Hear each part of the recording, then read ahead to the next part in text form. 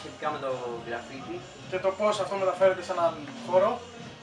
Ναι, προσπάθεια είναι, γιατί γενικά το γραφίτι δεν μπορεί να μπει μέσα σε ένα κλειστό χώρο. Είναι λίγο περίεργες εκθέσεις και ειδικά στην Ελλάδα. Ένα δείγμα εμείς δείχνουμε. Και μαζί με αυτό υπάρχει και το στοιχείο του τατού. Το σπιτικό τατού που μπορεί να μας αρέσει περισσότερο. Ναι, όχι του μαγαζιού. Της πλατείας. Ναι, της πλατείας πιο πολύ.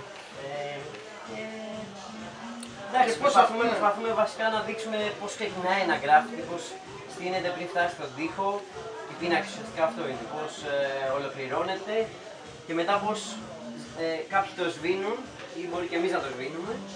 Και ξεκινάει αυτό. Η ιστορία ξεκινάει πάλι από την αρχή, ο τοίχος ξαναγράφεται. Αυτό είναι το πιο σημαντικό. Και ουσιαστικά το γκράφιτι μπορεί να είναι εφήμερο, όπως ας πούμε πριν που φτιάξαμε κάτι, μετά το πατήσαμε, το ξαναπατήσαμε και θα το ξαναπατήσουμε. Ακριβώς. Και θα το ξαναπατήσει κάποιος άλλος. Ή κάποιος άλλος, γι' αυτό θα είναι και εκεί. Αυτό παίζει μέσα στη φάση αυτή. Αλλά ουσιαστικά λένε ότι είναι εφήμερο, αλλά δεν είναι. Γιατί αν κάνεις μια βόλτα στην πόλη είναι παντού. Θα δεις κομμάτια, θα δεις γραφές, θα δεις πολλά πράγματα. Το σκοπός μας είναι να προσελκύσουμε κυρίως, θα έλεγα, μεγαλύτερη γενιά και όχι την νεολαία. Γιατί η νεολαία λίγο πολύ το ξέρει αυτό το θέμα.